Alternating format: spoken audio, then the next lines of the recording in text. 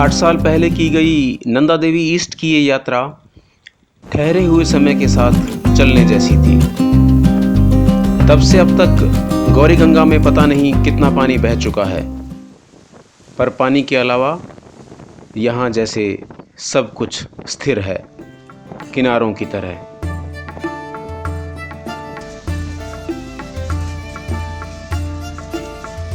हल्द्वानी से बिरथी फॉल्स होते हुए मुनस्यारी तक की यात्रा मेन कोर्स से पहले स्टार्टर की तरह थी। बहुत ही सुंदर, भूख और बढ़ गई थी।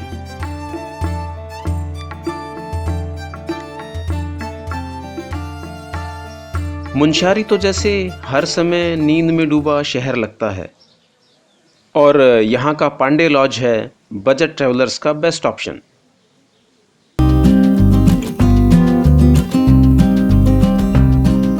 पहले 7 किलोमीटर जीप से आने के बाद ट्रैक की शुरुआत हुई और सीधे नीचे उतरते हुए गौरी गंगा नदी को पार किया।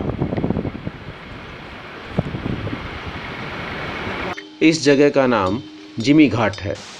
यहाँ से गौरी गंगा लगभग पूरे ट्रैक में आपके साथ साथ चलती है।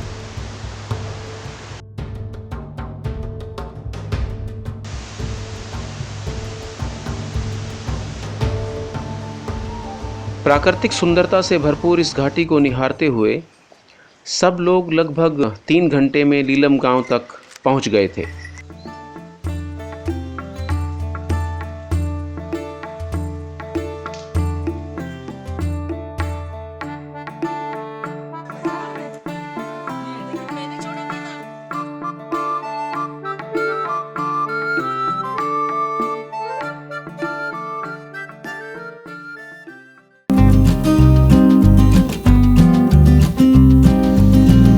लीलम से दिन की शुरुआत जल्दी हुई।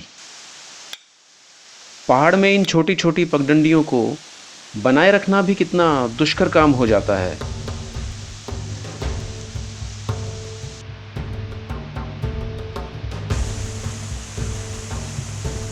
गौरी गंगा यहाँ डीप गॉर्जेस से गुजरती है। शोर सुनकर आप इसकी स्पीड का अंदाज़ा लगा सकते हैं।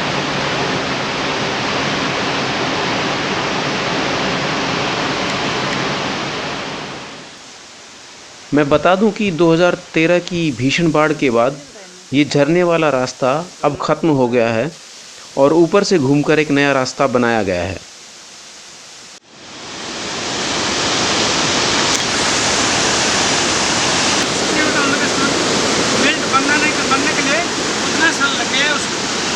इस रूट पर मारतोली तक आपको ये ढाबे मिल जाएंगे।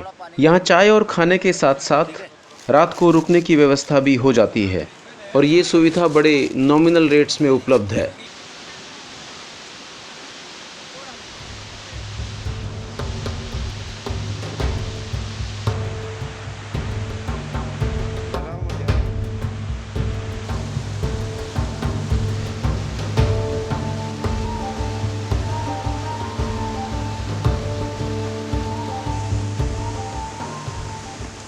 बुगडियार तक पहुंचने में लगभग 7 घंटे लग गए थे। आईटीबीपी की चेक पोस्ट पर एंट्री कराने के बाद हम लोग टेंट लगाने में जुट गए।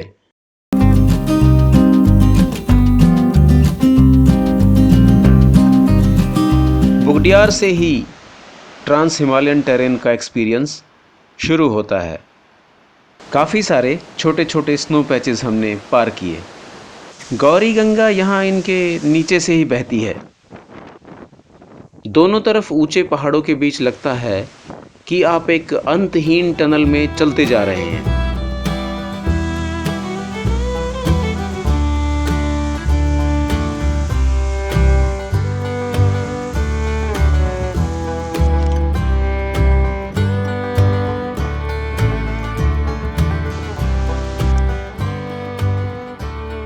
एक बात और, रिलकोट की लोकेशन ऐसी है कि यहाँ पूरा दिन बहुत तेज हवा चलती है। रात 8 बजे के बाद ही हमने इसमें थोड़ी कमी देखी।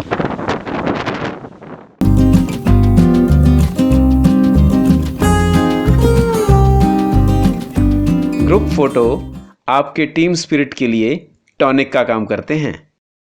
रिलकोट की आईटीबीपी पोस्ट को पीछे छोड़ हम बढ़ चले घांगर की ओर।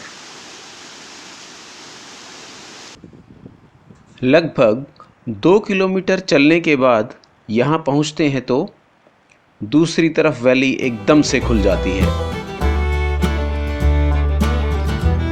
यह है नेचर का मेगा थिएटर और इस अनंत विस्तार में आदमी का वजूद कुछ भी नहीं।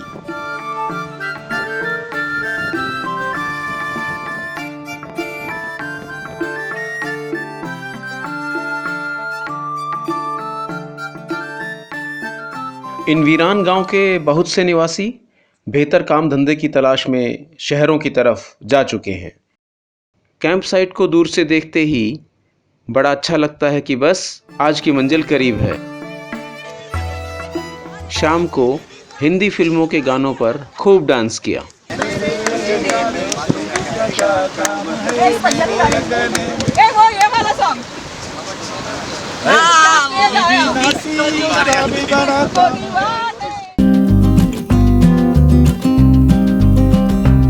सूरज निकलने से पहले ही हम निकल पड़े थे बेस कैंप के लिए। घांगर गांव के कोने से ताड़पत्र और बुरांस के जंगल को पार करते हुए ऊपर चढ़ते गए। बादलों का घेरा पूरे आकाश पर था और फिर घंटे भर में ही तेज हवा के साथ सब साफ हो गया और नंदा देवी ने जैसे पर्दा हटाया। एक बार फिर बेस कैंप तक पहुंचते पहुंचते बादलों के समंदर ने इस विशालता को जैसे निगल लिया था।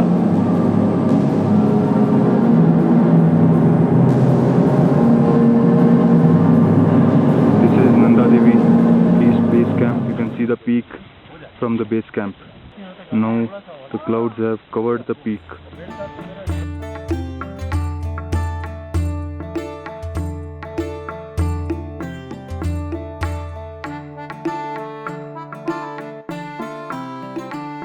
डॉक्टर साहब की जय, डबल सर की जय।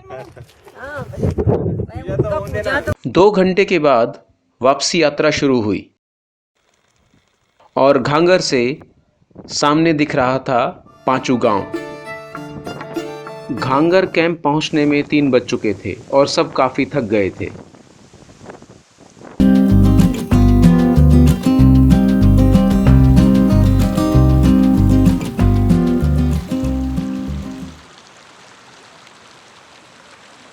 यहाँ सुबह बहुत सुहानी थी और मुन्ना भी तैयार था अपने घोड़ों के साथ। फिर कदम चल पड़े पांचू गांव की तरफ। गांव में आगे बढ़ते, लोगों से मिलते, मस्ती करते हुए अगली आवाज है मनोज साहू जी की। यहाँ बिल्कुल सामने त्रिशूली पीक दिखने लगती है। पांचू से मिलम ग्लेशियर 0 पॉइंट जाने के लिए ये लकड़ी का पुल बड़ा ज़रूरी है। अगर ये बंद है तो रास्ता 3 गुना लंबा हो जाता है।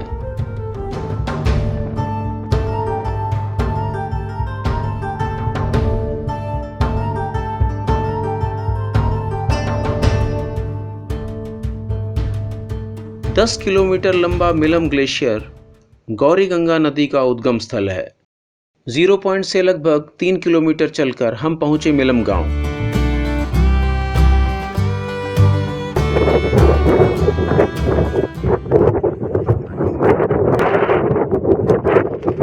आज आप लोग का टेंट ऐसे ही लगेगा।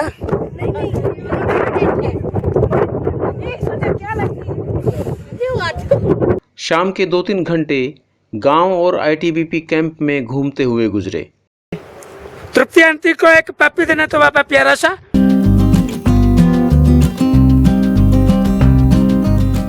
अगली सुबह आईटीबीपी मिलम को पीछे छोड़कर हम चल पड़े। ये वापसी यात्रा की शुरुआत थी।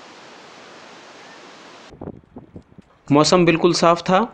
एक बार फिर घांगर, नंदा देवी और पांचू गांव हमारे सामने थे। बस फर्क ये था कि बीच में गौरी गंगा आ गई थी।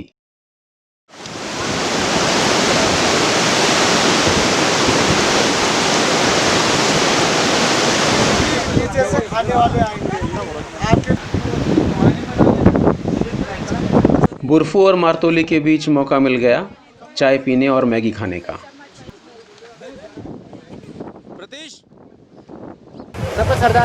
हाँ पूरा वीडियो कर रहा हूँ पूरा। मनालाल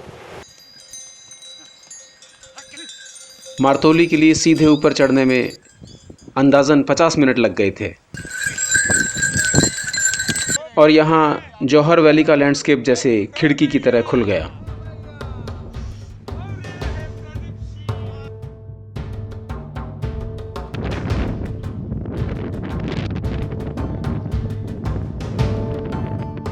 मुझे लगता है छोटे से प्लेट्यू पर स्थित मारतोली हिमालय के सबसे सुंदर गांव में से एक है, पर यहाँ की खामोश दीवारें कुछ और ही कहानी कहती हैं।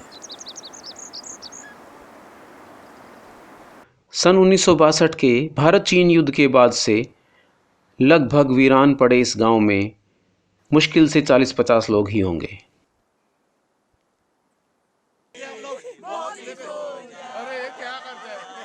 गहराती शाम में कुछ घंटों के लिए ही सही इसे आबाद कर दिया हमारी अंताक्षरी ने। हम सफर होता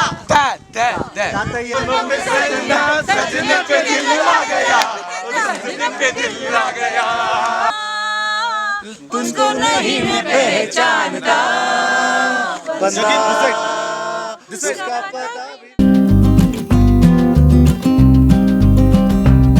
सुबह के सूरज ने गांव की उदासी को जैसे भगा दिया था।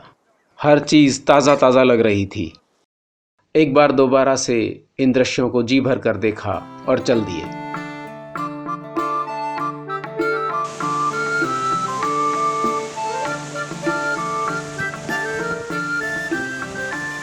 वापसी में रूट वही था, रिलकोट, बुगडियार, लीलम और मुंशियारी। अब दोबारा मैं उसका जिक्र नहीं करूंगा। आने वाले कई सालों तक इस लंबे और सुंदर ट्रैक की यादें साथ रहेंगी और वो लोग भी जो इस यात्रा में साथ थे।